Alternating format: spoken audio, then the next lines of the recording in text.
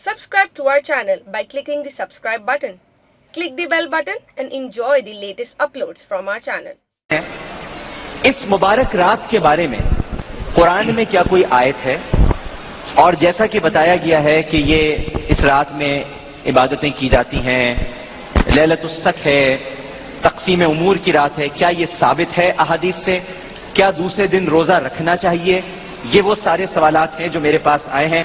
Doctor صاحب، آپ کا سوال یہ تھا کہ قرآن میں اور حدیث میں شعبان کی اور اس رات کی کیا فضیلت ہے؟ تو سچ تو یہ ہے کہ قرآن مجید میں شعبان کی کوئی فضیلت نہیں ہے۔ یہ فضیلت حدیث میں موجود ہے، اور رسول اکرم صلی اللہ علیہ وسلم سے جو صحیح ترین روایت جسے امام بخاری رحمۃ اللہ علیہ نے نقل کیا ہے اور اما عائشہ صدیقہ رضی اللہ تعالی عنہا اسے بیان کرتی ہیں، وہ یہ روایت ہے کہ آپ نے فرض روزوں کے علاوہ، یعنی رمضان کے جو روزے ہیں اس کے علاوہ کسی بھی مہینے کے اتنے کثرت سے روزے نہیں رکھے جتنے کہ شعبان کے رکھے ہیں، صحیح بے شک، اور اتنے کثرت سے رکھے کہ آپ نے پورا مہینہ رکھے، صرف رمضان سے چند دن پہلے، یعنی 4-5 دن پہلے آپ گن لیں، وہ آپ نے چھوڑے تاکہ رمضان کے لیے پھر مستعد ہو جائیں، رمضان کے لیے تیار ہو جائیں۔ رہی اس رات کی فضیلت، اس رات کی فضیلت میں جو آیت قرآن مجید میں پیش کی جاتی ہے، عموماً لوگ پیش کرتے ہیں، سورہ دخان کی ابتدائی آیت ہے، اِنَّا أَنزَلْنَاهُ فِي لَيْلَةٍ مُبَارَكَةٍ، کہ ہم نے قرآن مجید کو برکت والی رات میں اتارا ہے۔ اگر وہ برکت والی رات شعبان کی 15 رات ہے تو قرآن مجید کے آخری پارے میں اللہ نے کہا اِنَّا أَنزَلْنَاهُ فِي لَيْلَةِ الْقَدْرِ، ہم نے قرآن مجید کو لیلۃ القدر میں اتارا ہے۔ اور یہ بچہ بچہ مسلمانوں کا جانتا ہے کہ لیلۃ القدر شعبان میں نہیں ہوتی، رمضان میں ہوتی ہے، اور وہ بھی رمضان کے آخری عشرے کی طاق راتوں میں کوئی ایک رات ہوتی ہے۔ پھر تیسری جگہ قرآن مجید نے کہا شہر رمضان الذی انزل فیہ القرآن، وہ رمضان ہی کا مہینہ ہے جس میں اللہ نے قرآن کو نازل کیا ہے۔ تو گویا قرآن خود متعین کر رہا ہے کہ جس رات میں قرآن نازل ہوا ہے وہ رات رمضان کے علاوہ کسی مہینے میں نہیں ہے۔ تو لہذا یہاں انا انزلناہ فی لیلۃ مبارکۃ سے مراد برکت والی رات لیلۃ القدر ہی ہے جو رمضان المبارک کے اندر ہے۔ رہی یہ بات ہے کہ احادیث اس کے بارے میں اتنی ہیں، بعض ائمہ نے 135 روایات شب قدر کے حوالے سے بیان کی ہیں، لیکن سب کو ضعیف قرار دیا ہے۔ محدثین کا جو پرکھنے کا پیمانہ ہے، جانچنے کا جو پیمانہ ہے، اس پیمانے پر صحت کے درجے پر ویسے ہمارا دین ہم سے یہ کہتا ہے کہ ضعیفوں کی عزت کیا ہے۔ میری گفتگو کے درمیان آپ اپنی میں بات کر رہا تھا، میں ایسی آپ سے کہہ رہا تھا کہ ضعیفوں کی عزت کریں۔ صحت کے درجے پر کوئی بھی نہیں پہنچتی، جیسے سیدہ عائشہ صدیقہ رضی اللہ تعالیٰ عنہ کی وہ روایت جو قبرستان پیچھے پیچھے گئی، آپ بقیع قبرستان میں کھڑے ہوئے تھے۔ اب آپ خود بتائیے ڈاکٹر صاحب، پہلی بات تو یہ کہ امام ترمذی رحمۃ اللہ علیہ نے خود اس روایت کو بیان کرنے کے بعد کہا یہ روایت صحیح نہیں ہے۔ محدث جو بیان کر رہا ہے، جب آپ اس کی بات بیان کر رہے ہو تو اس بات کی حقیقت جو اس نے بتائی ہے وہ بھی بیان کی جانی چاہیے۔ دوسری بات یہ کہ اما عائشہ صدیقہ پیچھے پیچھے گئی، ان کو پتا چل گیا کہ آج بڑی بابرکت رات ہے۔ نعوذ باللہ، اللہ کے رسول جو نیکی پھیلانے میں، تبلیغ کرنے میں اور نیکی کے کاموں کی دعوت دینے میں اتنے تھے کہ دنیا میں آج ہم ان کی کوئی نظیر پیش ہی نہیں کر سکتے، اور قرآن نے بھی یہی کہا کہ یا ایھا الرسول بلغ ما انزل الیک، اے حبیب جو کچھ ہم نے آپ تک پہنچایا ہے اسے آپ امت تک پہنچا دیجئے، وَإِن لَّمْ تَفْعَلْ فَمَا بَلَّغْتَ رِسَالَتَهُ، اگر آپ نے ایسا نہ کیا تو ہم یہ سمجھیں گے آپ نے اپنی رسالت کا حق ادا نہیں کیا، حالانکہ آپ حق ادا کر کے گئے ہیں۔ یہ کیسی بابرکت رات تھی کہ آپ خاموشی سے اٹھے، حجرے سے نکلے، خاموشی سے دروازہ کھولا، خاموشی سے قبرستان چلے گئے، نہ بیگم کو بتایا، نہ ازواج مطہرات کو بتایا، نہ صحابہ کو جگایا۔ اگر یہ عبادت والی رات تھی تو نعوذ باللہ آپ نے بخل کیا کہ تنہا بھی عبادت کرنے چلے گئے، اور پھر وہ عبادت بھی کیا کی، قبرستان جا کے کھڑے ہو گئے اور واپس آ گئے۔ البرات، اب آئیے حدیث میں تلاش کرتے ہیں ليلۃ البرات کے تعلق سے کیا ہے۔ دیکھیے جتنی احادیث ہے شب برات کے تعلق سے آتی ہے، جتنی احادیث جو شب برات کا نام تو کہیں بھی نہیں یاد رکھتے، میں پھر کہہ رہا ہوں ان ضعیف اور موضوع روایت میں بھی برات لفظ کا تذکرہ نہیں ہے، 15 شعبان کا تذکرہ ہے، ٹھیک ہے۔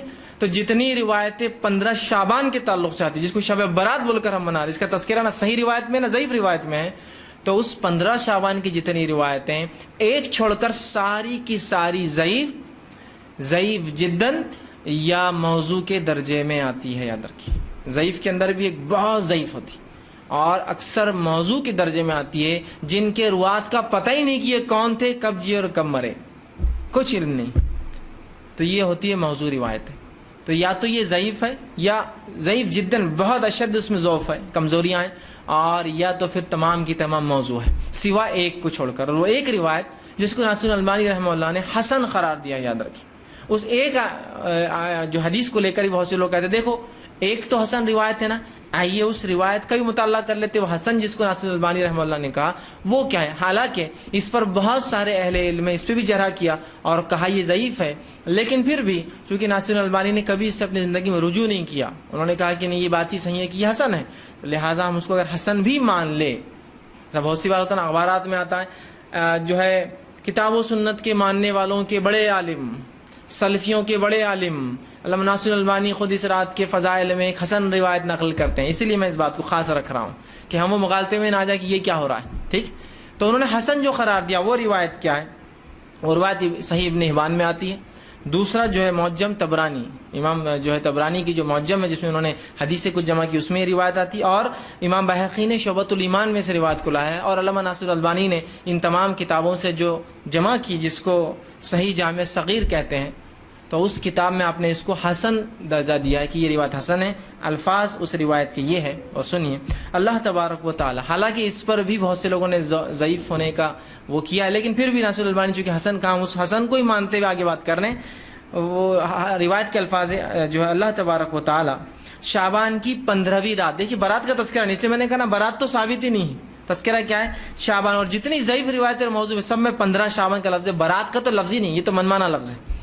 15 شعبان کی رات کو اپنی پوری مخلوق کے طرف رحمت کی نگاہ دوڑاتا ہے، رحمت کی نگاہ سے دیکھتا ہے، اور ساری مخلوق کو بخش دیتا ہے سوائے 2 لوگوں کے، ایک مشرک اور دوسرا دل میں کینہ پرور، کینہ رکھنے والا دوسرے کے بارے میں۔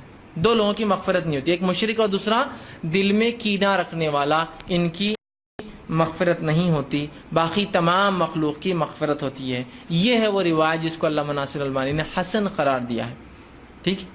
اس روایت سے اس رات کی مطلب 15 شعبان کی فضیلت تو ثابت ہوتی ہے، لیکن اس کو منانا ثابت نہیں ہوتا ہے۔ دیکھیے دونوں چیزوں میں بہت فرق ہے، زمین آسمان کا فرق ہے۔ اللہ کے رسول صلی اللہ علیہ وسلم صحابہ نے جنگ بدر لڑی اور اس میں فتح یاب ہوئے، جس کو اللہ نے یوم الفرقان کہا، اس دن کفر و ایمان کا فرق ہوا، یوم الفرقان ہوا، آپ سب نے جنگ لڑی، لیکن اس دن کو کیا منایا جا سکتا ہے؟ نبی اکرم صلی اللہ علیہ وسلم عمرے کی نیت سے گئے، مشرکین نے آپ کو روکا، وہاں آپ کو صلح کرنا پڑی، اس صلح کو صلح حدیبیہ کہا گیا۔ اللہ رب العزت نے اپنی کتاب میں کہا ان فتحنا لک فتحا مبینا، اے نبی ہم نے آپ کو کھلی کامیابی دی۔ تو حدیبیہ ہوئی جس کو قرآن نے کہا کھلی کامیابی، لیکن منایا نہیں جا سکتا اس کو، وہ ہوئی۔ اب منائیں گے کیا ہم؟ حدیبیہ ہوئی تو ہم اس کو ہر سال منائیں گے کہ یہ ہوا تھا، اور اللہ نے قرآن میں کہا کھلی کامیابی ہے، یوم الفرقان کہا اس کو، ٹھیک ہے۔ تو آپ سمجھ رہے کام ہوا، فتح مکہ ہوا، رسول اکرم صلی اللہ علیہ وسلم غلبہ اور مسلمان غلبہ پا گئے، اس کے بعد اللہ رب العزت نے پورے جزیرہ عرب میں مشرکین کو رسوا کیا اللہ ایمان والوں کے ذریعے، نا ہوا۔ لیکن اب فتح مکہ منائیں گے کہ ہم لوگ کہ نہیں فتح مکہ ہوا تو منایا جائے؟ ہونا کسی چیز کی فضیلت ہونے سے اس چیز کا منانا ثابت نہیں ہوتا، جیسے کہ 10 دنوں کی فضیلت جو ذی الحجہ کے ہے فضیلت ہے، لیکن آپ کیا 10 دن تہوار منائیں گے آپ اس کا؟ راتوں کے اندر رمضان کی راتوں کی فضیلت ہے، ٹھیک ہے، اور اس کو منانا بھی ہے، لیکن یاد رکھیے یہاں قرآن نے کہا انا انزلناہ فی لیلۃ القدر، ہے نا، بتایا، اور رسول اللہ نے کر کے بتایا کہ منانا بھی ہے۔ تو جس چیز کو اللہ کی کتاب حکم دے اور اس پر ہم خالص نیت سے رسول کے طریقے پہ عمل کریں تو تب وہ کام باعث اجر اور ثواب ہوتا ہے۔ تو میرے بھائی یہاں ناصر الالبانی رحمہ اللہ نے جس کو حسن قرار دیا، اس سے اس کی فضیلت ثابت ہوتی ہے، لیکن اس سے یہ تو نہیں نکلتا ہے نقطہ کہ ہم اس کو منائیں۔ کسی چیز کی فضیلت ہونا ایک الگ چیز ہے، کسی چیز کو منانا ایک الگ عمل ہے۔ فضیلت ہو سکتی ہے، منانا نہیں ہے، لیکن یاد رکھیے۔ اب آئیے، کیا صرف 15 شعبانی خاص ہے؟ تو 15 شعبان اس مسئلے میں خاص نہیں ہے، چونکہ اس سے بھی افضل راتیں چل رہی ہے اور ہر رات اس سے افضل ہوتی ہے، یاد رکھیے۔ اس کا معنی کیا ہے؟ آئیے میں ایک روایت سناتا ہوں، صحیح بخاری اور صحیح مسلم کی روایت ہے، متفق علیہ۔ آپ فرماتے ہیں ہر رات، ویسے یہ بات ہم صرف رمضان میں سنتے ہیں لیکن یہ حدیث جو ہے عام ہے، ہر رات اللہ رب العزت آسمانی دنیا پر آتا ہے، پہلے آسمان پر آتا ہے، ٹھیک، ہر رات، اور ایک ندا آواز لگائی جاتی ہے کہ ہے کوئی مغفرت کا طلب کرنے والا، میں دینے بیٹھا ہوں، ہے کوئی توبہ کرنے والا، میں دینے بیٹھا ہوں، ہے کوئی مانگنے والا، میں اس کی محتاجی پوری کرنا بیٹھا ہوں۔ اور اللہ ہر رات یہ کرتا ہے، رات کے آخری تیسرے پہر، جس کو تہجد بولتے ہیں نا، سحر کا آخری وقت جو ہوتا ہے وہ تہجد کا آخری وقت ہے، تب اللہ رب العزت آسمانی دنیا پہ آتا ہے ہماری، اور ایک ندا اور آواز لگائی جاتی ہے جب ہم سوتے رہتے ہیں۔ یہ اللہ کے کچھ بندے جاگ کر تب اللہ سے مانگتے بھی ہیں، اس وقت مانگنا چاہیے کہ ندا آواز، اللہ آواز لگا رہا ہے، کوئی مغفرت کا طلب کرنے والا، ہے کوئی توبہ کرنے والا، ہے کوئی معافی مانگنے والا، ہے کوئی جو حاجت چاہتا ہے مجھ سے پوری کروا، اور میں کرنے کو بیٹھا ہوں۔ تو یہ تو ہر رات ہوتا ہے، تو 15 شعبان کیا خاص ہے؟ پھر ہر رات ہی ہوتا ہے، ہر رات ہوئی یہ چیز، ہر رات اللہ رب العزت توبہ اور مغفرت کرنے والوں کو 15 شعبان سے زیادہ فضیلت دے رہا ہے۔ اس رات تو سب کو اللہ معاف کر رہا ہے، لیکن یہاں تو ہر شخص اپنے لیے معافی مانگ سکتا ہے، ہر شخص ہر رات مانگ سکتا ہے، کوئی رمضان بھی خاص نہیں ہے اور کوئی اس کے لیے شعبان بھی خاص نہیں، نہ 15 شعبان خاص ہے۔ تو پھر اتنی فضیلت بیان کر کے کہ جس کی کوئی انتہا نہیں، اتنی فضیلت کہ ایک صاحب تو اس حد تک پہنچ گئے کہ کہا شب قدر سے زیادہ اس کی فضیلت ہے، اس لیے کہ شب قدر کو تو تلاش کرنا پڑتا ہے، یہ تو پہلے سے معلوم ہے کب ہے، تو لہٰذا اس میں تو زیادہ ہو جانا، ایگزیکٹلی معلوم آپ کو 15 کب ہے، وہاں تو 21 23 25 ڈھونڈو، 27 29، یہاں تو پتہ ہے۔ یاد رکھیے ہم نے ان ڈپلیکیٹ راتوں کو منا کر حقیقی رات ہم بھول گئے۔ بہت سے لوگ بولتے تھے وہ کتنی بد زبانی کر رہے ہیں، شب برات کو ڈپلیکیٹ کر رہے ہیں۔ یاد رکھیے میرے بھائی، اگر کوئی حقیقی چیز کو مٹانے کی کوشش کرے دوسری کوئی چیز سے، اور اگر میں اس دوسری چیز کو برا کہوں تو آپ کو برا نہیں لگنا چاہیے، اس لیے کہ جب آپ وہ دوسری چیز کرتے ہیں اس سے ایک حقیقی چیز مٹتی ہے اور مسخ ہوتی ہے۔ تو شب قدر کے بارے میں افسوس نہیں ہوتا آپ کو کبھی کہ آپ اس کو کھو بیٹھ رہے ہیں ان راتوں کی وجہ سے دوسری؟ تو احادیث کے اندر اس رات کی جو فضیلت آتی ہے، اور جو ایک ہی روایت حسن درجے کی ہے اس میں بھی صرف فضیلت ثابت ہے، حالانکہ اس کو بہت سے علماء نے ضعیف قرار دیا ہے، لیکن پھر بھی اگر ناصر الالبانی کے اصول کے مطابق مان بھی لیا جائے تو یہ رات کی فضیلت وہی ہے جو ہر رات کی ہے، اس میں کوئی بہت خصوصیت نہیں، ٹھیک ہے؟ تو اتنی ہی بس بات ملتی ہے، ٹھیک۔ اب دوسری چیز، نہیں دوسری کی روایت اور ہے نا، آپ نے تو خالی ایک ہی بیان کی، وہ قبرستان والی روایت تو پوری باقی ہے ابھی، جو امام ترمذی نے اپنی کتاب میں روایت کی، اور روایت کرنے کے بعد خود ہی لکھ دیا کہ یہ ضعیف ہے۔ بہت سی بار لوگ سوال کرتے ہیں ایسا پھر محدث لکھتے کیوں، بیوقوف تھے کیا وہ؟ نہیں، امام ابو داؤد لکھتے کیوں تھے ایسی حدیث جو ضعیف ہے نا، فلاں باب کے اندر آپ نے یہ لکھا اور وہ بھی لکھا، پھر خود ہی لکھتے یہ صحیح اور ضعیف ہے، تو کیوں لکھتے تھے وہ لکھنے والے؟ تو میرے بھائی وہ بہت زیادہ ہوشیار اور دانا تھے، اور وہ جانتے تھے کہ امت کو دونوں پہلو رکھنا سامنے ضروری ہے۔ ایسے بہت سارے تابعین کے تعلق سے آتا تھا کہ ایک تابعین کا ایک واقعہ کہ انہوں نے اپنے بچے کو احادیث سکھائی، چھوٹا تھا تو، اور بہت ساری روایتیں اس کو سکھائی۔ جب وہ کافی ساری حدیثیں سیکھ چکا تو اس کے بعد کیا کہا معلوم؟ کہا میرے بیٹے یہ تمام ضعیف اور موضوع روایتیں تھی جو میں نے سکھا دی، اب اس کے علاوہ جو باتیں سمجھ جانا وہ صحیح ہوں گی۔ میں نے تم کو رانگ کیا ہے بتا دیا، اب رائٹ کیا ہے تم سمجھ جانا، یہ رانگ ہے تمہارے پاس جو ہے، کہ تو رائٹ صحیح حدیث سے تو بہت ہے، اب میں نے تم کو جو چلان میں غلط ہے بتا دیا، اب یہ نہیں ہے تو سمجھ جانا تمہارے پاس جو بات آئے اس کو لے لینا خاموشی سے۔ انہوں نے ان کو اصول کرائٹیریا دے دیا تھا اپنے بچے کو، سمجھ رہے؟ تو بہت سی بار وہ دونوں باتیں سکھاتے، کیوں سکھاتے؟ تاکہ بات واضح ہو جائے۔ بہت سے لوگ لکھتے ہیں امام بخاری نے اپنی بخاری میں اس کو لکھا، میں کہتا ہوں ہاں لکھا ہے نا بہت سی چیزوں کو، لیکن وہ کیوں لکھا وہ نہیں دیکھیں گے، کبھی کسی حکم کو بتانے کے لیے لکھا صحیح ہے بول کر، اور کبھی نکیر کے لیے اس کے رد کے لیے لکھا کہ یہ غلط ہے، لیکن بولنے والا کیا کرتا ہے وہ رد نہیں لکھتا، خالی لکھتا کہ امام بخاری روایت کرتے ہیں، کیا روایت کرتے ہیں کہ یہ غلط ہے یہ مسئلہ، وہ نہیں لکھتا ہے۔ تو امام ترمذی نے کیوں روایت کیا؟ اس لیے کیا کہ امت سمجھ جائے، خود ہی حکم لگا دیا کہ یہ ضعیف ہے، کیوں؟ تاکہ تم سمجھ جاؤ کہ یہ روایت درست نہیں ہے، لیکن چلن میں ہے، تمہارے سامنے آ سکتی ہے بات تو لکھ دینا بہتر ہے۔ تو یہ ضعیف ہے لیکن روایت کیا ہے، وہ روایت آئی ہے، اور اس کے برعکس صحیح روایت ہے کیا وہ بھی رکھوں گا۔ واقعہ سن لیجئے، واقعہ یہ کہ ماں عائشہ رضی اللہ عنہا فرماتی ہیں، مطلب اس روایت کے اعتبار جو ضعیف ہے ترمذی کی، اس روایت میں الفاظ سنیے۔ وہ کہتی ہے کہ ایک رات میں سوئی ہوئی تھی اور رسول اکرم صلی اللہ علیہ وسلم اٹھ کر بستر سے چلے گئے، میں خاموشی سے اٹھی اور پیچھے پیچھے آپ صلی اللہ علیہ وسلم کی چلی، اور آپ صلی اللہ علیہ وسلم چلتے ہوئے بقیع میں پہنچ گئے۔ بقیع جو جنت البقیع جسے ہم کہتے ہیں، جو قبرستان ہے، بقیع میں پہنچ گئے اور بقیع میں پہنچ کر آپ نے ہاتھ اٹھا کر دعا کی. جب رسول اللہ صلی اللہ علیہ وسلم واپس آئے تو میں بھاگنے لگی تاکہ کہیں رسول اللہ مجھے دیکھ نہ لے. میں دوڑتی ہوئی پہلے پہنچی اور آ کر بستر پر لیٹ گئی. جب رسول اللہ گھر میں داخل ہوئے تو آپ نے دیکھا میری سانس پھول رہی تھی. آدمی سو رہا ہے لیکن سانس اسپیشل پھول رہی، مطلب وہ پیچھے تھا. تو رسول اللہ نے مجھ سے کہا، اے عائشہ، کیا تم مجھ پر شک کرتی ہو کہ اللہ کے رسول ناانصافی کریں گے تمہارے ساتھ؟ تو مائی عائشہ نے کہا کہ اللہ کے رسول، مجھے شک ہوا تھا کہیں آپ مجھے چھوڑ کر، چونکہ باری تو میری تھی، کہیں آپ مجھے چھوڑ کر جا کر جو ہے دوسری بیوی کے پاس تو نہیں چلے گئے. مجھے شک ہوا اس چیز کا، کہیں آپ دوسری اہلیہ دوسری بیوی کے پاس تو نہیں چلے گئے آپ. ٹھیک ہے، اب آئیے، یہ روایت ضعیف تھی، یاد رکھیے حدیث ضعیف تھی. اس حدیث میں جو باتیں پتہ چلتی ہیں وہ یہ ہیں، سب سے پہلے کہ رسول اکرم صلی اللہ علیہ وسلم خاموشی سے بقیع گئے تھے. آپ نے اپنے اہلیہ کو جو اپنے بازو سو رہی تھی اس کو اٹھانا بھی پسند نہیں کیا. مائی عائشہ پیچھے دھیرے دھیرے جا کر اس مسئلے کو دیکھتی ہے کیا ہو رہا ہے، واپس آ کر لیٹ جاتی ہے. اگر نعوذ باللہ مائی عائشہ پیچھے نہیں جاتی، وہ چیز نہیں دیکھتی، تو رسول اللہ صلی اللہ علیہ وسلم نے یہ رات ہم سے چھپا لی تھی. وہ تو کوئنسیڈنس سے اٹھ گئی تھی تو پتہ چلی، اور کہتے یہ وہ رات تھی جس رات کو شب برات کہتے ہیں. یہ 15 شعبان تھی. اور پھر جب رسول اللہ نے کہا عائشہ مجھ پر شک کرتی ہو، تو کہا مجھے شک ہوا تھا کہ آپ دوسری بیوی کے پاس چلے گئے ہوں گے. پھر رسول اللہ نے فرمایا مجھ سے، وہ کہتی ہے کہ اے عائشہ، آج کی رات کی فضیلت ہے کہ اللہ سبحانہ تعالیٰ، 15 شعبان کی فضیلت ہے کہ اللہ سبحانہ تعالیٰ اس روز لوگوں کی مغفرت کرتا ہے، اور اتنے لوگوں کی مغفرت کرتا ہے جیسے بنو کلب کی بکریوں کے بال جتنے، اتنے لوگوں کی مغفرت کرتا ہے. تو یہاں میں عائشہ کا اپنے شوہر پر، رسول اللہ پر شک کرنا، اگر وہ نہ جاتی تو اس رات کا ہم سے چھپ جانا، کیا آپ امید کرتے ایک رسول سے کہ وہ اتنی افضل رات کو خاموشی سے منائیں؟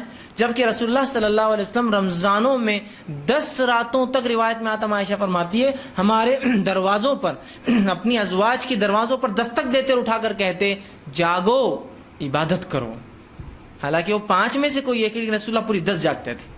جاگو اور عبادت کرو، یہ قدر ہو سکتی ہے. جہاں یہ نبی قدر میں اٹھا رہا ہے، وہیں کیا وہ نبی 15 کو اتنی افضل رات تو خاموشی سے نکل جائیں گے؟ اور ماں عائشہ نہ اٹھتی تو رات تو چھپ گئی تھی ہم سے، ہے نا. لیکن یہ روایت ضعیف ہے. اس کے برعکس صحیح روایت کیا میں آپ کو رکھتا ہوں، صحیح مسلم میں یہ روایت آتی ہے اور صحیح روایت ہے. یہ اس کے الفاظ یوں ہیں، آپ فرماتے ہیں جب تم سو رہی تھی، جب تم سو رہی تھی، مطلب مائی عائشہ رسول اللہ کی آنے کے بعد جاگی اور جاگ کر پوچھا اللہ کے رسول آپ کہاں گئے تھے؟ تو رسول اللہ وہ واقعہ فرما رہے کیا ہوا، تو فرماتے ہیں کہ جب تم سو رہی تھی تو میرے پاس جبرائیل آئے، آہستہ سے مجھ سے بڑے دھیرے سے کہا، اور میں نے بھی جبرائیل کو آہستہ اور دھیرے سے واپس جواب دیا. وہ اندر آنا چاہتے تھے گھر میں، لیکن اس لیے نہ آ سکے اس لیے کہ عائشہ تم کم کپڑوں میں تھی، کیونکہ تم سو رہی تھی، اپنے حال میں تھی، اور جبرائیل ایسی حالت میں میرے گھر میں داخل نہیں ہو سکتے تھے جبکہ تم کم کپڑوں میں سو رہی تھی.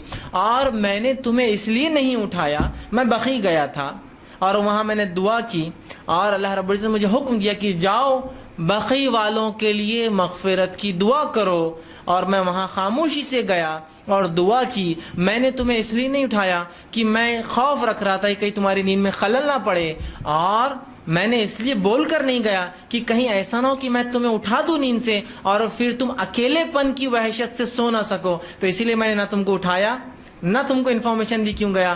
اب جا کر آیا ہوں، اللہ نے کہا کہ مجھے جو ہے بقیع والوں کے لیے مغفرت کی دعا کرو، میں مغفرت کی دعا کر کر آ چکا ہوں. آنے کے بعد آپ نے پورا واقعہ اپنے بیوی کو بتایا، اور یہ صحیح مسلم کی صحیح روایت. اب کیا اس کے مخالفے میں آپ وہ ضعیف روایت کو لیں گے؟ پورا وہی واقعہ، وہی دعا کا تذکرہ، کوئی 15 شعبان کا تذکرہ نہیں، کوئی شب برات کا تذکرہ نہیں. اور اس کی شرح میں مفسرین لکھتے ہیں، معاف کرنا جو ہے محدثین لکھتے ہیں اس کی شرح میں کہ یہ جو آپ صلی اللہ علیہ وسلم بقیع میں جانے کا جو واقعہ ہے، اس کے تعلق سے ایک روایت آتی ہے کہ آپ اپنے وفات سے 5 روز پہلے بقیع میں گئے تھے، 5 روز پہلے. اور آپ کی وفات کب ہوئی سب کو پتہ ہے، پیدائش نہ بھی پتہ ہوں گی تو وفات تو سب کو پتہ ہے، وہ ہے 12 ربیع الاول. تو 12 ربیع الاول سے 5 دن پہلے کیا ہوتا ہے؟ 7 ربیع الاول. تو یہ واقعہ ربیع الاول کا ہے، شعبان کا بھی نہیں. تو یہ واقعہ جو لا کر فٹ کیا جاتا ہے کہ نہیں رات میں رسول اللہ گئے تھے، وہ بنو کلب کی بکریوں کا واقعہ ضعیف. اور جو صحیح روایت مسلم کی ہے اس میں کوئی تذکرہ نہیں 15 کا، کوئی تذکرہ نہیں شعبان کا، کوئی تذکرہ نہ کسی مہینے کا. لیکن اس کی شرح میں جو ہے جو محدثین لکھتے ہیں کہ یہ تب ہوا تھا. اگر اس کو نہ بھی مانے شرح کو چھوڑ دیں تو اس واقعے میں کوئی سے، اور اوپر والی روایت ضعیف تھی یاد رکھیں. اب تو آپ ضعیف کو مانیں گے اور پورے زندگی کے اعمال اس پہ انحصار کریں گے، ایک صحیح روایت جو آ چکی ہے اس پہ عمل کریں گے. تو صحیح روایت یہ ہے تو میرے بھائی کہیں بھی قرآن سے اور احادیث سے نہ اس رات کا نام ثابت ہے، نہ اس رات کا کوئی واقعہ ثابت ہے، اور جو ایک حدیث ہے جس سے اس کی فضیلت ثابت ہے وہ صرف فضائل بیان کرتی ہے، اس کو منانا ثابت نہیں کرتی ہے. صرف فضائل. یہ ہو سکتا ہے کہ 15 شعبان کو اللہ مغفرت کرتا ہوں گا، لیکن ایسی ہی فضیلت کی روایتیں صحیح بخاری صحیح مسلم ہر رات کی بھی آتی ہے. ہر رات کو آپ منائیے نا، پھر ہر رات مومن کے لیے جو منانے کی، پھر کوئی ایک رات مخصوص نہیں ہے. ٹھیک. اب جب رات ہی ثابت نہیں ہے